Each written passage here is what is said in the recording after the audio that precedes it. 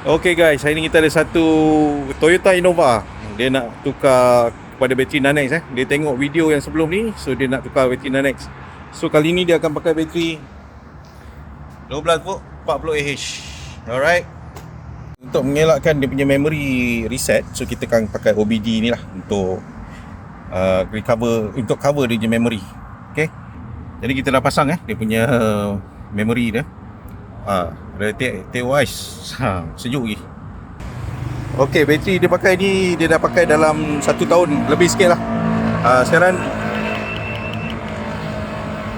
dia punya CCA dah drop jadi 176, agak rendah jugalah ya.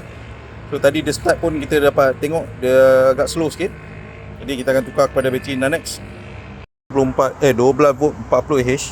So kita check dia punya CCA 1353 sangat tinggi Voltage dia pun kita datangkan dengan 14.69. Sekarang kita cuba start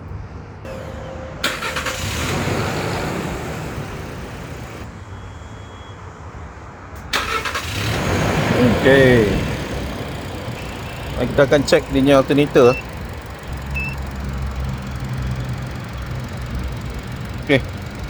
Alternator dia okey ya. Jadi okey saja tak ada masalah dan kereta pun start laju.